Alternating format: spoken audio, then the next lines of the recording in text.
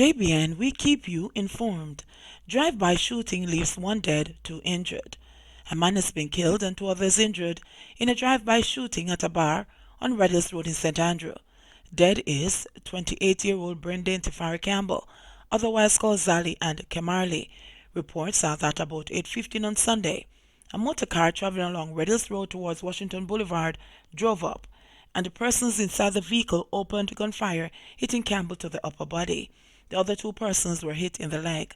They were assisted to the Kingston Public Hospital by a passing motorist. Campbell died while being treated. The other persons were treated and admitted in hospital. Two charged with murder in St. Catherine and robbery suspect held in St. Mary. Two men have been arrested and charged for the murder of 39-year-old Everett Keeple, otherwise called Dilla, who was shot and chopped multiple times along the Mocook-Spen Main Road in St. Catherine in May.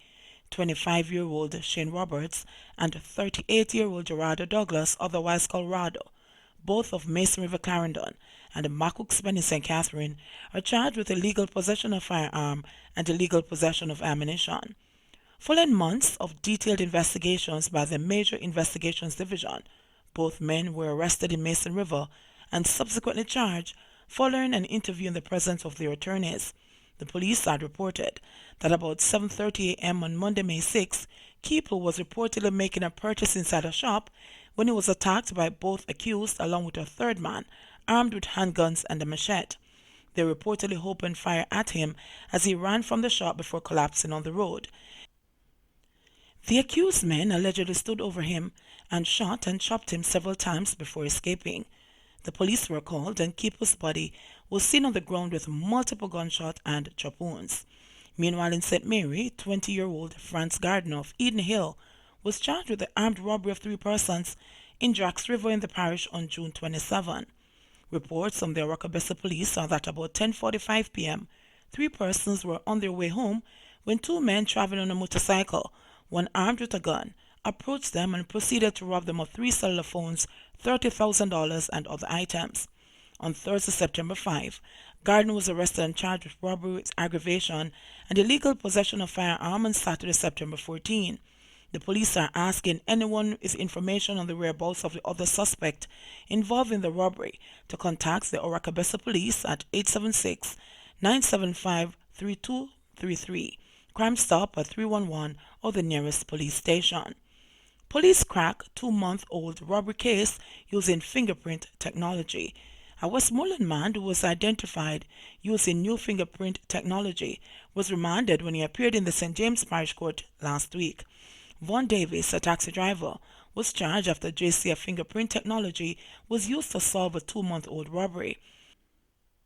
According to reports, a construction company located in St. James was broken into between Friday, July 26 and Saturday, July 27 this year. Items valued more than $1 million were stolen. Following investigations, Davis was identified by the police using the automated fingerprint identification system on September 9. Davis was taken into custody, where he reportedly admitted to the break-in. He also reportedly took the police to a garage in Lilliput, St. James, where most of the items were recovered. Another piece of equipment was recovered in St. Anne. Davis reportedly led the police to a third location on Saturday, where a generator valued at more than $400,000 was recovered. He will return to court on October 1. This is the second time in recent weeks that technology has aided the JCF. 3 weeks ago, the closed-circuit surveillance system, Jamaica Eye, helped the police to quickly mobilize to de-escalate a hostage situation on Mollines Road in St. Andrew. Students attacked during devotion. A male student went berserk during devotional exercise at the Anchovy High School in St. James last Friday and attacked members of the school population with a piece of board, resulting in approximately 30 students being injured, one female student said. It is understood that the boy became enraged after he was ordered to come off a bus that he was taken to school by the conductor, who was reportedly fed up with his behavior. The boy had to walk some distance to the Anchovy campus in Montpelier, and when he got there, all hell broke loose. All are we in a devotion, and we did a sing.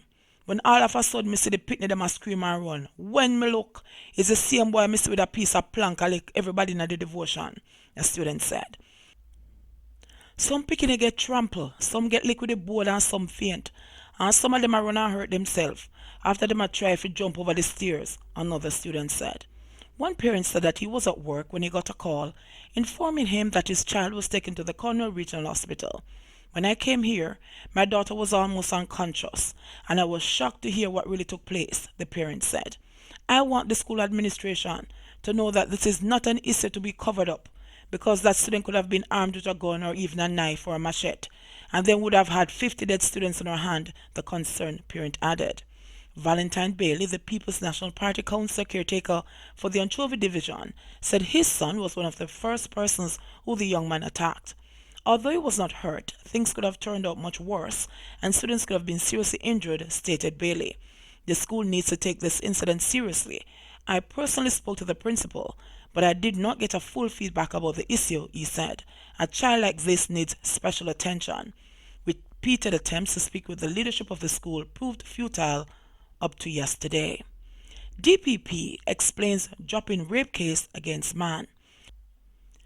Jamaica's top prosecutors defended the decision by one of her deputies to withdraw rape charges against a man who was allegedly linked through DNA evidence to a string of sexual attacks in Radio St. Andrew in 2015.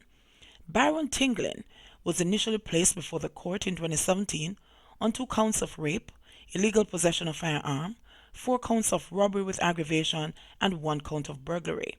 But according to the Office of the Director of Public Prosecutions, that trial was aborted because of administrative issues after all but one of the 15 witnesses had given evidence. Before the start of the second trial, prosecutor Adlai Duncan agreed, after a plea negotiation with Tinglin's attorney, to withdraw the rape charges. Tinglin pleaded guilty to the remaining charges and was scheduled to be sentenced in the Supreme Court last Friday, but that has been postponed until next month.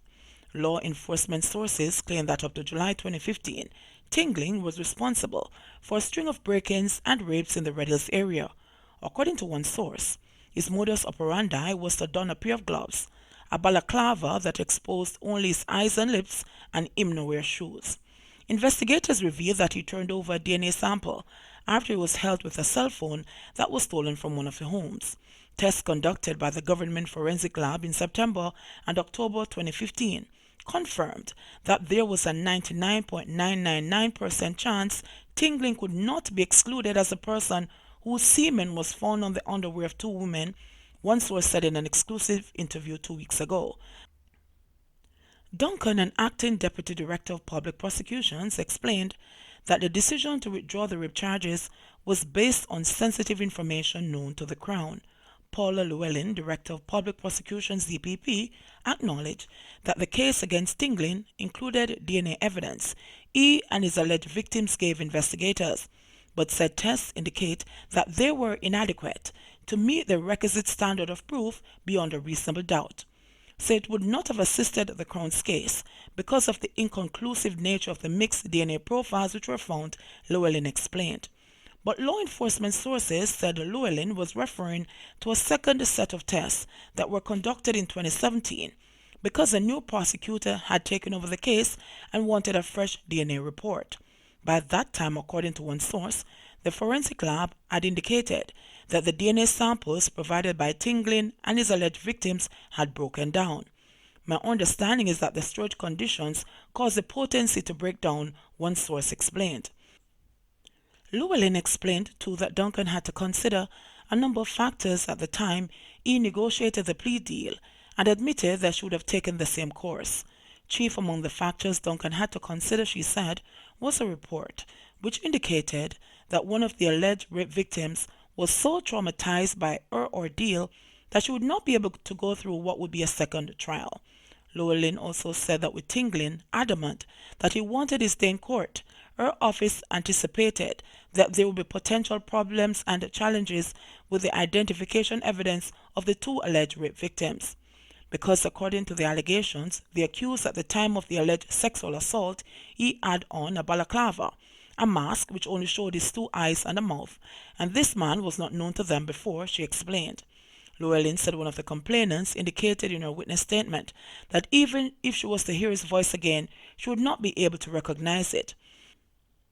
So although these ladies suffered these awful crimes in the circumstances and proximate to other crimes, in the final analysis, in terms of what may happen in terms of sentencing, it will still, in our view, have the opportunity of serving the ends of justice, she insisted.